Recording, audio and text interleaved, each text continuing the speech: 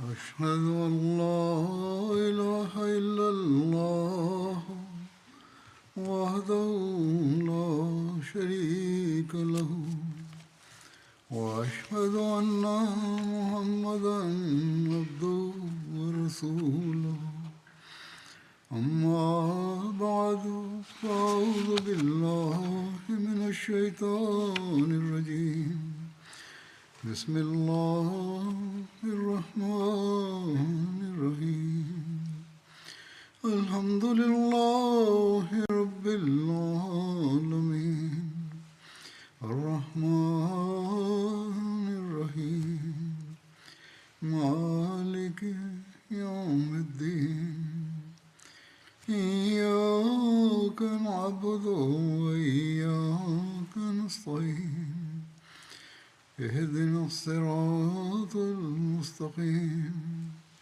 صراط الذين أنعمت عليهم غير المغضوب عليهم ولا الضالين.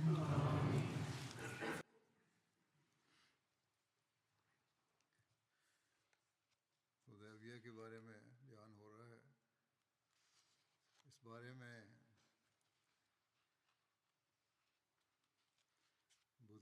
في هذه الأيام أتناول في الخطبة بيان صلح الحديبية.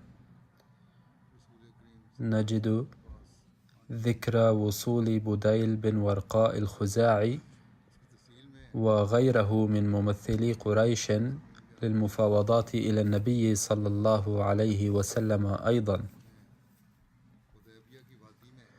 وفي تفصيل ذلك يقول حضرة ميرزا بشير أحمد رضي الله عنه: عندما وصل النبي صلى الله عليه وسلم إلى وادي الحديبية أقام عند مائها، وبعد أن نصب الصحابة خيمهم في ذلك المكان جاء بديل بن ورقاء مع بعض رفاقه للقاء النبي صلى الله عليه وسلم، وكان زعيما بارزا من قبيلة خزاعة الساكن في المنطقة المجاورة. وقال لحضرته صلى الله عليه وسلم: إن زعماء مكة مصممون على القتال، وأنهم لن يسمحوا لك بدخول مكة بحال من الأحوال. فقال له النبي صلى الله عليه وسلم: إنا لم نجئ لقتال أحد، وإنما أتينا معتمرين فقط، ومن المؤسف أن قريشا قد نهكتهم الحرب ومع ذلك لا يتوقفون. أما أنا فأقترح عليهم أن يكفوا عن قتالي ويخلوا بيني وبين الناس، لكنهم إذا أبوا اقتراحي وأصروا على إشعال نار الحرب على الدوام، فوالذي نفسي بيده أني أيضا لن أتخلف في هذه المواجهة حتى أكون قربانا في هذا السبيل، أو يكرمني الله بفتح، فإذا هلكت في مواجهتهم فسوف تنتهي القضية نهائيا. أما إذا أكرمني الله تعالى بفتح وغلب الدين الذي جئت به، فيجب أن يمتنع أهل مكة أيضا من الإيمان بي.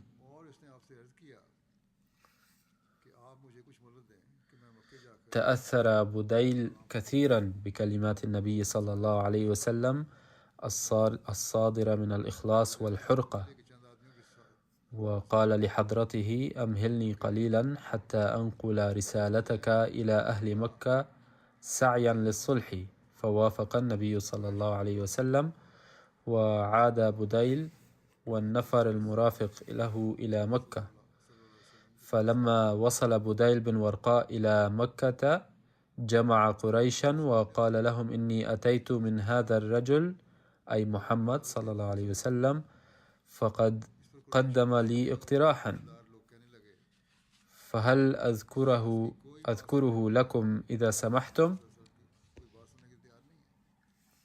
فقال بعض المتحمسين وغير المسؤولين من قريش: إنا لا نريد أن نسمع منه شيئا، أي هم غير جاهزين لسماع ما قال لهم النبي صلى الله عليه وسلم. لكن أهل الرأي والثقات منهم قالوا: أخبرنا ما عندك من المقترح. فذكر لهم بديل مقترح النبي صلى الله عليه وسلم، فقام عروة بن مسعود الذي كان سيدا ذا نفوذ لقبيلة ثقيف، وكان في ذلك الوقت موجودا في مكة، وقال لقريش بأسلوب عربي قديم: أيها الناس، ألست بمنزلة والدكم؟ فقالوا: بلى. ثم قال لهم: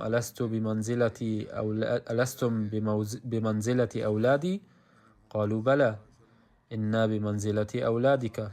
ثم سألهم عروة: هل تثقون بي؟ قالوا: نعم. فقال: إذن رأيي أن هذا الرجل، أي محمد صلى الله عليه وسلم، قد اقترح لكم مقترحا رائعا، عليكم أن تقبلوا هذا الرأي وتسمحوا لي بأن أذهب إلى محمد صلى الله عليه وسلم لأتكلم معه أكثر ممثلا لكم. فوافق قريش على كلامه، فجاء عروة رسول الله صلى الله عليه وسلم فقال: يا محمد،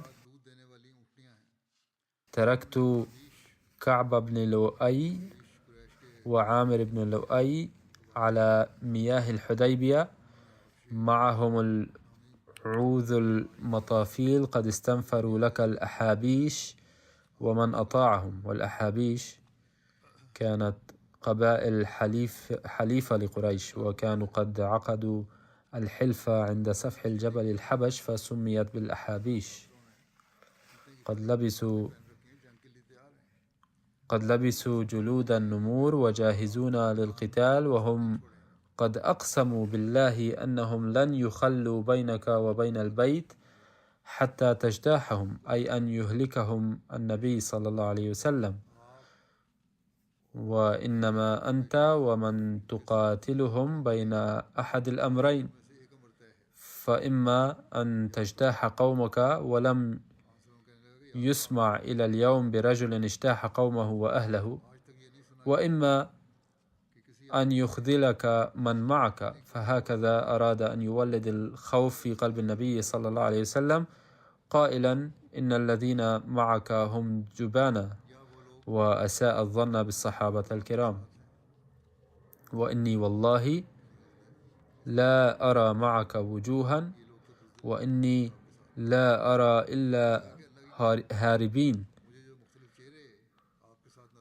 وفي رواية: إني لا أعرف وجوههم ولا أنسابهم، وخليقا أن يفروا ويتركوك.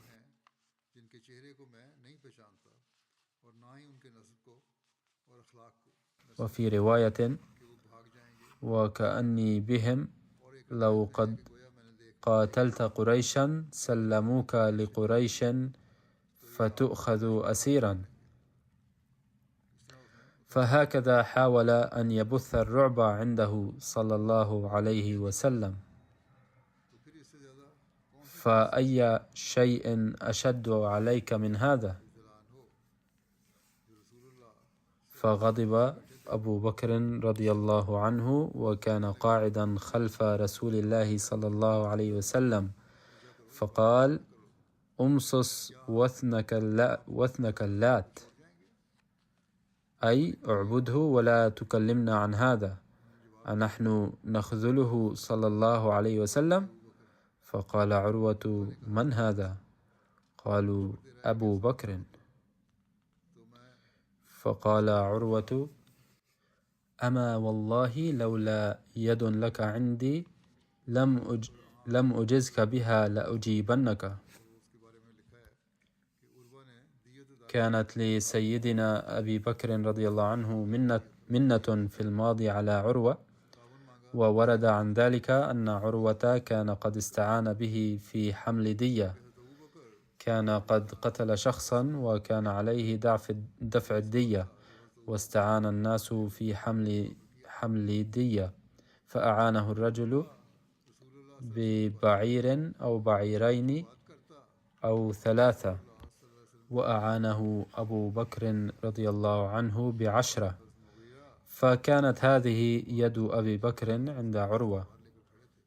واتفق عروة كلما كلم رسول الله صلى الله عليه وسلم مس لحيته صلى الله عليه وسلم المباركة.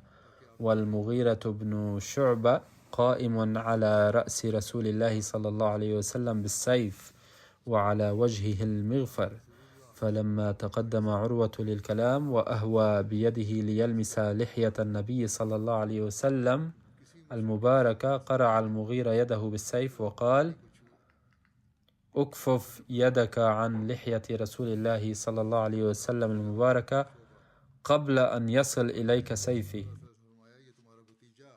فإنه لا ينبغي لمشرك أن يمس لحيته صلى الله عليه وسلم. فرفع عروة رأسه وقال: من هذا؟ فقال القوم: المغيرة بن شعبة. وفي رواية أن رسول الله صلى الله عليه وسلم قال: هذا ابن أخيك المغيرة بن شعبة. فقال عروة للمغيرة: وأنت يا غادر، أما غسلت عنك غدرتك؟ وتفصيل القصة التي يشير إليها عروة هو أن المغيرة كان خرج في الجاهلية مع نفر فقتلهم وسلبهم، ثم جاء وأسلم، فقال له النبي صلى الله عليه وسلم: أما الإسلام فنقبله منك، وأما المال فلا علاقة لنا به. هذه الرواية نقلها البخاري باختصار. يبدو أن عروة كان قد أعان المغيرة في هذه القضية. ثم جعل عروة يرمق أصحاب النبي صلى الله عليه وسلم، فإذا تنخم رسول الله صلى الله عليه وسلم نخامة تلقاها الصحابة في أكفهم فمسحوا بها وجوههم وصدورهم،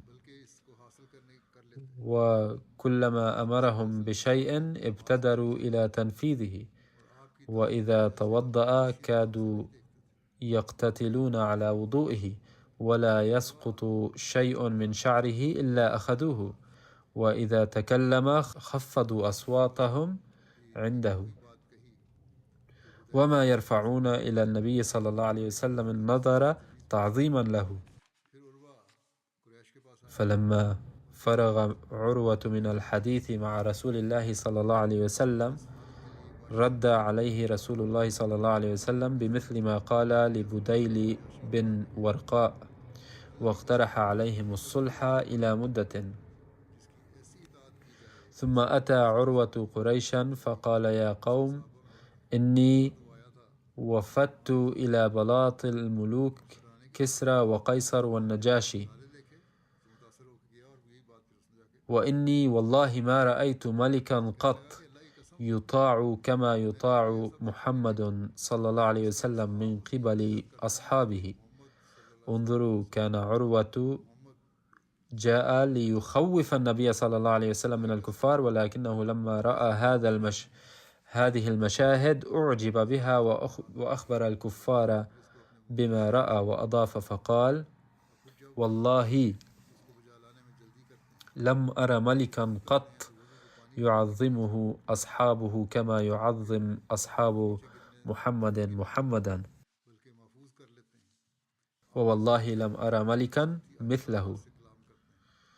والله ما تنخم نخامة إلا وقعت في كف رجل منهم فدلك بها وجهه وجلده، وإذا أمرهم بأمر ابتدروا إلى تنفيذه، وإذا توضأ كادوا يقتتلون على وضوئه، أيهم يظفر منه بشيء، ولا يسقط شيء من شعره إلا أخذوه واحتفظوا به، وإذا تكلم خفضوا أصواتهم عنده، وما يحدون النظر إليه تعظيما له، ولا يتكلم رجل منهم حتى يستأذنه، فإن هو أذن له تكلم، وإن لم يأذن له سكت. ثم قال لقريش: إني أعرض عليكم خطة رشد فاقبلوها. لقد حذرت قومي، واعلموا أنكم إن أردتم له السيف أراده لكم أيضا. وقد رأيت قوما لا يبالون ما يصنع بهم إذا منعتم صاحبهم. والله لقد رأيت معه نساء ما كن ليسلمنه لكم أبدا. فغيروا رأيكم وأتوه يا قوم، واقبلوا ما عرض عليكم محمد صلى الله عليه وسلم، أي اقبلوا ما يعرضه عليكم من الصلح أو السماح له بالعمرة، فإني لكم ناصح، مع أني أخاف أن لا تنصروا على رجل أتى زائرا لبيت الله معظما له، معه الهدي وينحره وينصرف هو وأصحابه. فقالت قريش لعروة: لا تتكلم بهذا يا أبا يعفور، أو غيرك تكلم بهذا؟ لكن سنرده عامنا هذا ويرجع العام المقبل. فقال عروة: ما أراكم إلا ستصيبكم قارعة. ثم ذهب عروة وأصحابه إلى الطائف. وقد قال حضرة المصلح الموعود رضي الله عنه وهو يسرد أحداث صلح الحديبية، فقال: عندما ذهب الرسول الكريم صلى الله عليه وسلم للطواف بالكعبة علم كفار مكة بذلك،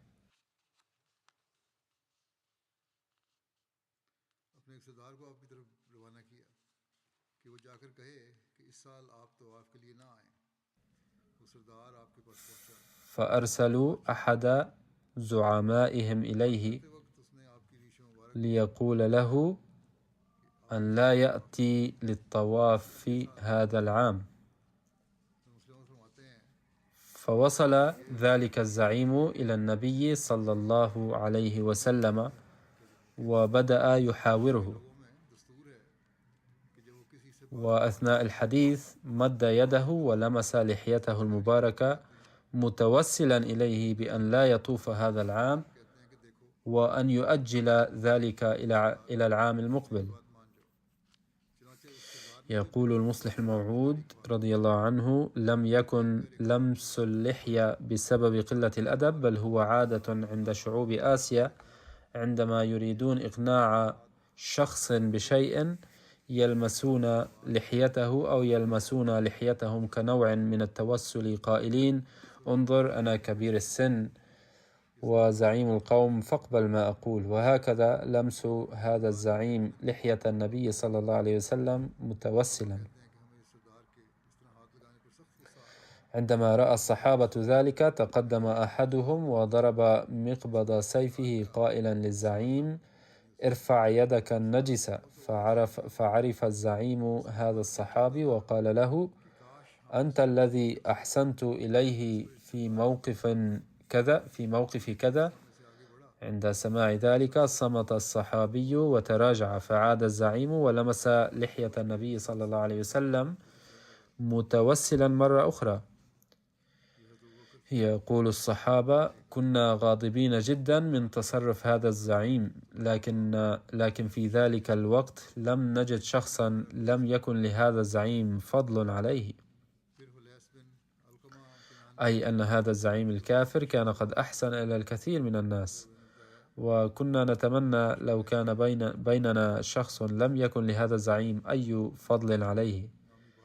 في تلك اللحظة تقدم من بيننا رجل كان مغطى من رأسه إلى قدميه بالمغفر والدرع، وخاطب الزعيم بحماس قائلا: ارفع يدك النجسة. كان هذا سيدنا أبو بكر رضي الله عنه الذي قال هذا. عندما عرفه الزعيم قال: نعم، لا أستطيع أن أقول لك شيئا لأنه ليس لي عليك أي فضل. فقام الحليس بن علقمة الكناني، وكان من رؤساء الأحابيش، وكما ذكرت كان الأحابيش حلفاء قريش، وكانوا قد حلفوا تحت جبل يسمى حبشي لذا سموا بالأحابيش. यानी हारों के ज़्यादा अरसा गर्दन नहीं गए थे। فقال دعوني آتيه، يعني النبي صلى الله عليه وسلم. فقالوا ائته. فلما أشرف على رسول الله صلى الله عليه وسلم قال رسول الله صلى الله عليه وسلم: هذا فلان من قوم يعظمون الهدي فابعثوها له. فبعثت له. فلما رأى الهدي يسيل عليه من عرض الوادي عليها قلائدها قد أكلت أوبارها من طول الحبس، ترجع الحنين واستقبله الصحابة يلبون. कि अल्लाह ताला ने इस बात की इजाज़त नहीं दी कि लख्म, जुज़ाम, किंदा और हिमयर قد أقاموا نصف شهر وقد تفلوا وشعثوا. صاح وقال: سبحان الله، इनको बैतुल्लाह से रखते ما ينبغي لهؤلاء أن يصدوا عن البيت. बेशक ये लोग उम्रा أبى الله أن تحج لخم وجذام وكندة وحمير ويمنع ابن عبد المطلب. भाई बिल्कुल ऐसी ही बात है। ما ينبغي لهؤلاء أن يصدوا عن البيت. هلكت قريش ورب الكعبة، إن القوم إنما أتوا عمارا. قال ذلك تأييدا للمسلمين. فقال رسول الله صلى الله عليه وسلم: أجل يا أخا بني كنانة. लोगों के सर पर आगंदा हो चुके हैं। فرجع إلى قريش متأثرا لدرجة حتى قال لهم: إني رأيت ما لا يحل منعه. رأيت الهدي في قلائده قد أكل أوباره معكوفا عن محله، والرجال قد تفلوا وقملوا أن يطوفوا بهذا البيت. والله ما على هذا حالفناكم ولا عاقدناكم على أن تصدوا عن البيت من جاءه معظما لحرمته مؤيدا لحقه وساق الهدي معكوفا أن يبلغ محله، والذي نفسي بيده لتخلن بينه وبين ما جاء له، أو لأنفرن بالأحابيش نفرة رجل واحد. أي قال للكفار: دعوا المسلمين يعتمرون. فقالوا: كف عنا يا حليس حتى نأخذ لأنفسنا ما نرضى به. وفي لفظ: اجلس فإنما أنت أعرابي لا علم لك. कि तू बैठ जा, तू अरबी كل ما رأيت من محمد مكيدة والعياذ بالله. जो कुछ सुना है और देखा है वो मकरो फरेब है। नाउज़ुबिल्लाह।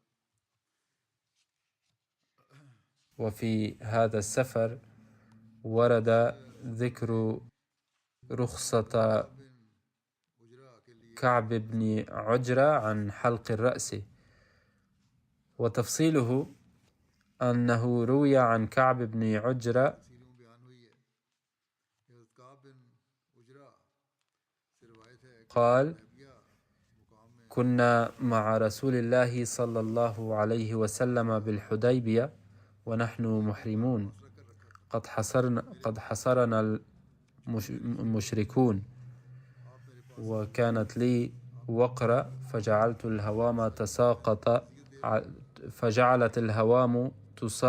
تساقط على وجهي، فمر بي رسول الله صلى الله عليه وسلم فقال: أيؤذيك هوام رأسك؟ قلت: نعم. قال: ما كنت أرى أن الجهد بلغ بك هذا، فأمرني أن أحلق، وأنزل الله تعالى هذه الآية: फफिदियत मिन सियामिन और सदक़तिन और नुसक। बस अगर तुम में से कोई बीमार हो या उसके सर में कोई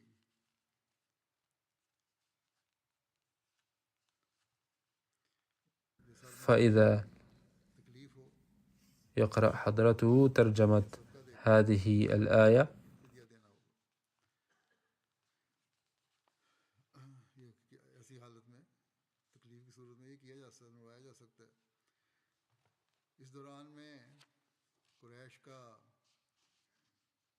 فإذا كان أحد مصابا بمثل هذا فيمكنه أن يحلق رأسه. हुआ है कि कुरैश से इजाज़त लेकर मुख्तलिफ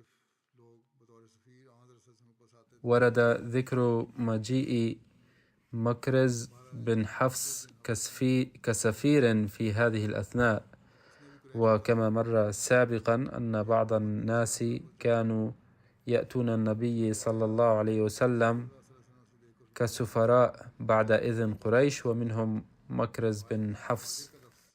فلما طلع ورآه رسول الله صلى الله عليه وسلم قال: هذا رجل غادر، وفي لفظ فاجر.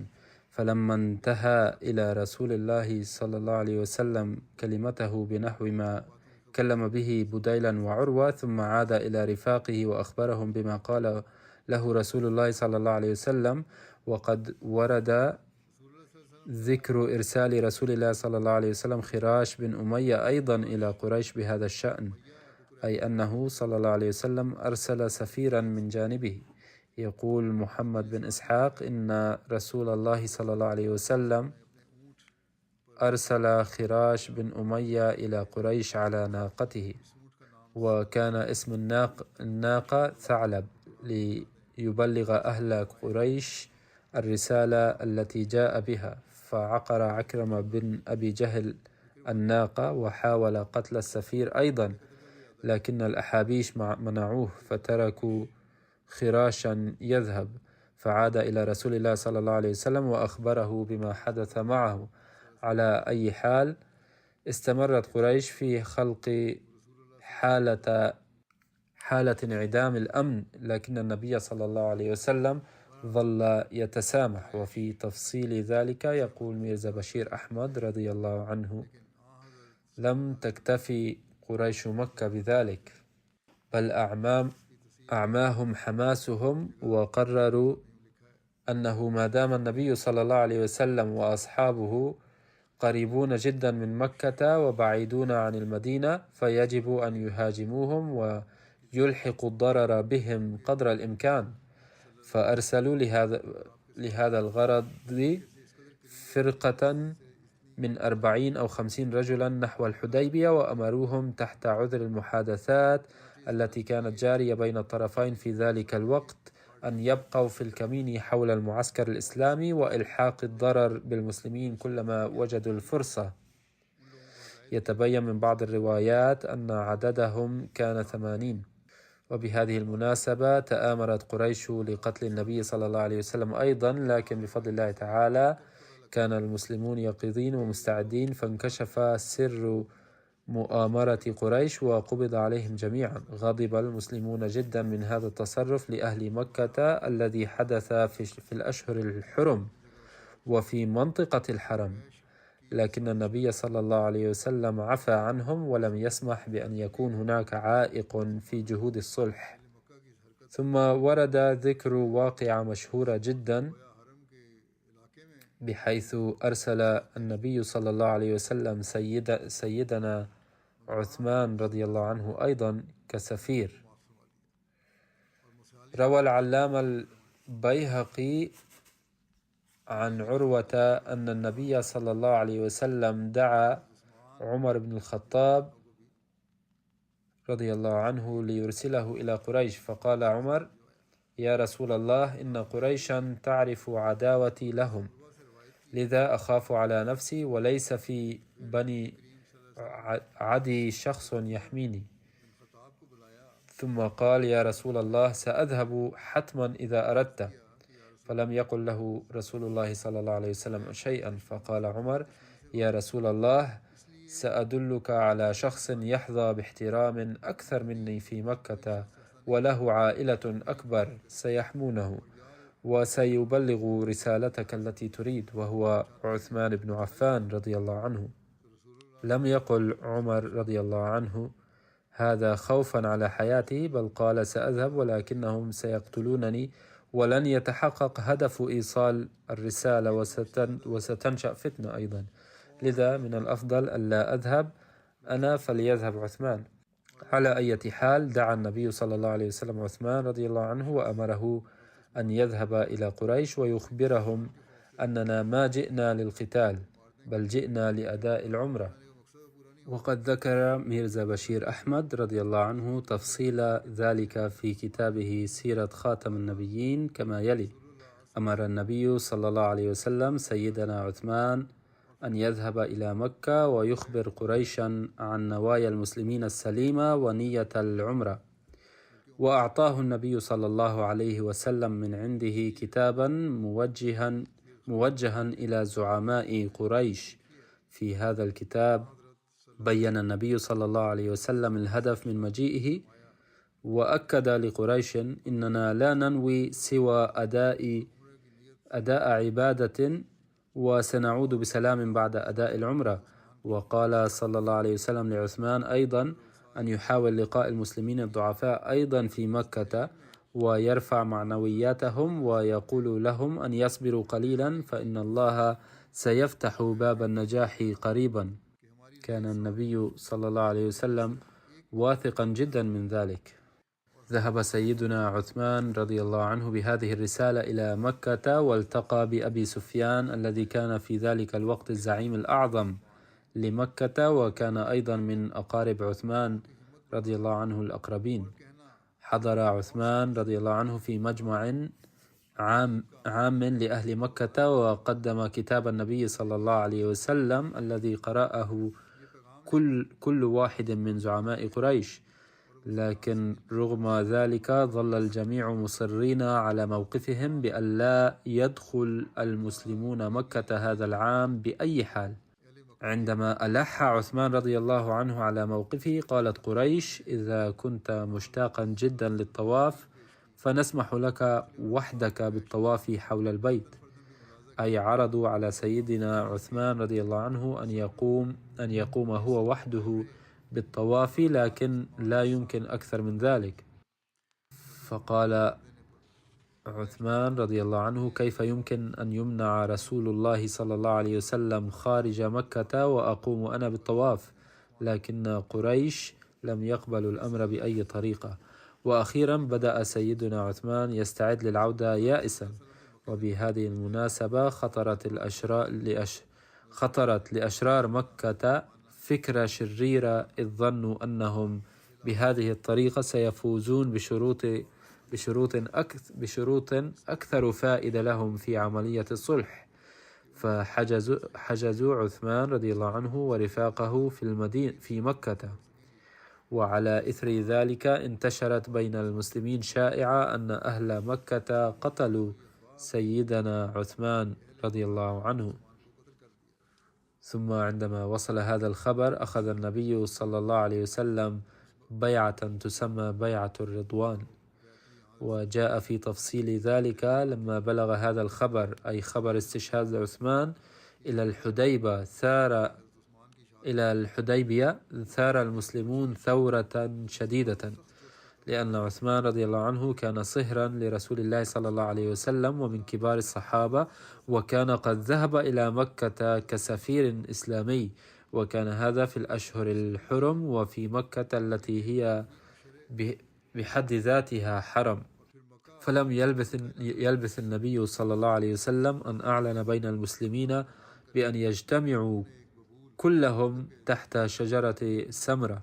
فلما اجتمع الصحابة أخبرهم النبي صلى الله عليه وسلم الخبر، وقال: إن كان خبرا صحيحا فوالله لن نبرح حتى ننتقم لعثمان. ثم قال صلى الله عليه وسلم للصحابة: تعالوا وبايعوني، كما هي الطريقة الإسلامية للبيعة، واضعين أيديهم في يد النبي صلى الله عليه وسلم على أنكم لن تولوا الأدبار ولن تبرحوا مكانكم حتى الموت. فسارع الجميع، وكانوا في ذلك الوقت حوالي 1400 أو 1500 بحماس للمبايعة، يتساقطون بعضهم على بعض. وباع كل واحد منهم نفسه واحدا تلو الآخر على يد سيده المحبوب صلى الله عليه وسلم للمرة الثانية. وكانوا في ذلك الوقت يشكلون العدد الإجمالي للإسلام. وضرب النبي صلى الله عليه وسلم يده اليمنى على اليسرى وقال: هذه يد عثمان، إذ لو كان هنا لما تخلف عن هذه الصفقة المقدسة. ولكنه مشغول بأداء واجب لله ولرسوله. وهكذا انتهى هذا المشهد كلمعان البرق. وقد عرفت هذه البيعة ببيعة رضوان في تاريخ الإسلام، أي بيعة فاز فيها المسلمون برضوان الله تعالى إنعاما لهم. وقد ذكرها القرآن الكريم بوجه خاص في قوله تعالى: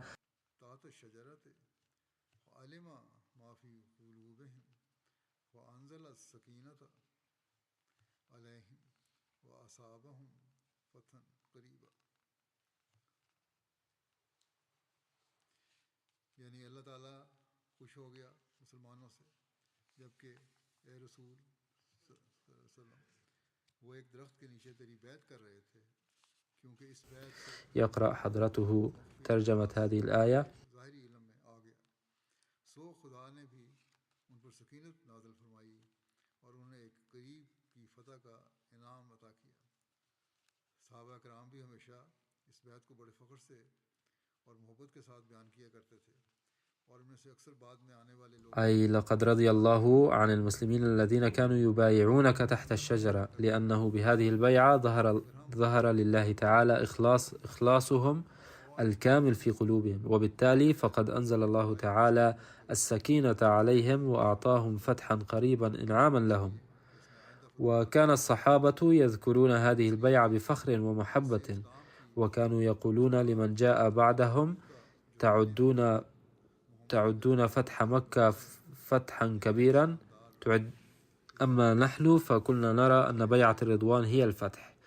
ولا جرم أن هذه البيعة مع ما فيها من أحداث كانت فتحا عظيما، ليس لأنها فتحت بابا للانتصارات القادمة فقط، بل لأن روح الفداء التي كان أبرز علامة لدين محمد صلى الله عليه وسلم قد تجلى فيها على أحسن وجه وأروعه، حيث أكد المسلمون الفداؤون بعملهم أنهم مستعدون للمخاطرة بأنفسهم وأرواحهم من أجل رسولهم ورسالته عند كل خطوة وفي كل موطن.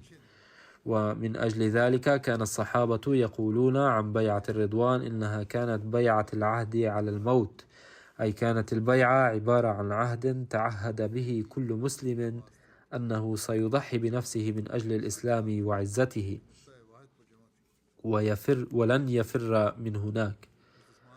وأحد الجوانب الهامة لهذا العهد هو أنه لم يكن فقط إقرارا باللسان قد صدر بحماس مؤقت، بل كان صوتا خرج من صميم الأفئدة، وكانت قوة المسلمين كلها قد ارتكزت في هذه النقطة الوحيدة. لقد تناول المصلح الموعود رضي الله عنه أيضا عن خبر استشهاد عثمان رضي الله عنه وبيعة الرضوان، فقد ذكر في إحدى خطاباته كما يلي: لما تلقى رسول الله صلى الله عليه وسلم خبر استشهاد عثمان جمع أصحابه وقال بأن احترام الرسل والسفراء أمر معمول به في كل الأمم، وقد سمعتم أن أهل مكة قتلوا عثمان، فإن كان هذا صحيحا فسندخل مكة عنوة، أي كانت نيتنا الأولى أن ندخلها بالتصالح، ولا بد أن تتغير تلك النية بعد تغير الظروف. وتابع الرسول صلى الله عليه وسلم حديثه فقال لهم: إن أولئك الذين هم مستعدون للتعهد بالمضي قدما إن لزم الأمر، بحيث لن يعودوا بدون الفتح حتى ولو قتلوا في هذا الميدان واحدا تلو الآخر. عليهم أن يتقدموا ليبايعوني على هذا العهد. وما إن أنهى الرسول صلى الله عليه وسلم حديثه حتى تحول 1500 صحابي زائر إلى 1500 جندي، وقفزوا مسرعين إلى يد الرسول صلى الله عليه وسلم متسابقين في هذه البيعة. وكانت لهذه البيعة أهمية خاصة في تاريخ الإسلام كله، وهي تسمى بيعة الشجرة، لأن الرسول صلى الله عليه وسلم كان يجلس تحت الشجرة عندما بايعه المسلمون. سأقدم إن شاء الله المزيد من التفاصيل حول صلح الحديبية لاحقا. أما الآن فأود أن أقول أنه كما يعلم الجميع أن الأوضاع في أوروبا تتجه بسرعة نحو الحرب. يتزايد خطر انتشار الحرب بين أوكرانيا وروسيا، وتتلقى دول أوروبا الأخرى التهديدات أيضا، والقادة العقلاء والمحبون للسلام قلقون تجاه هذا الوضع، فادعوا الله تعالى أن يحفظ الأحمديين والمحبين للسلام من الآثار السيئة للحرب، وأن لا يستخدم هؤلاء المحاربون الأسلحة التي تترك آثارها ضارة في الأجيال القادمة. وادعوا أيضا للدول الإسلامية أن يرزقهم الله العقل والفهم وأن يوفقهم لمعرفة الحق. وثانيا أود أن ألفت الانتباه إلى أن الأوضاع تتدهور بسرعة، ولقد نشأ لدى الناس اهتمام سلفا بسبب هذه الظروف، إلا أنني أود أن أذكر مرة أخرى بضرورة تخزين مؤن في المنازل تكفي لمدة 2 أو 3، ولكن النقطة الأهم هي السعي لإحراز التقرب إلى الله تعالى ونيل رضاه، والمحاولة لبناء علاقة مع الله تعالى وتنميتها. نسأل الله تعالى أن يوفقنا.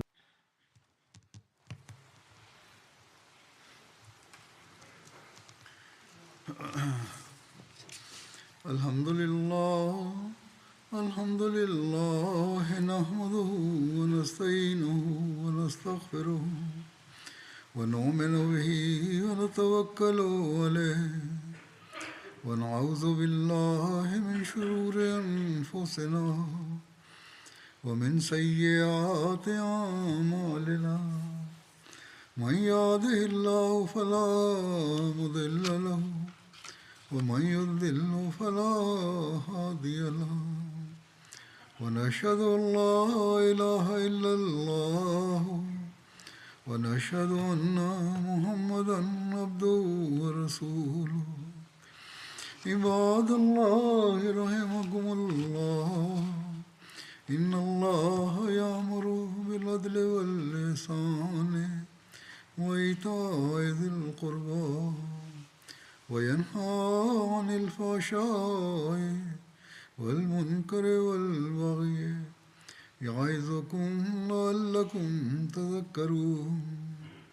اذكروا الله يذكركم وادعوه يستجب لكم ولذكر الله أكبر.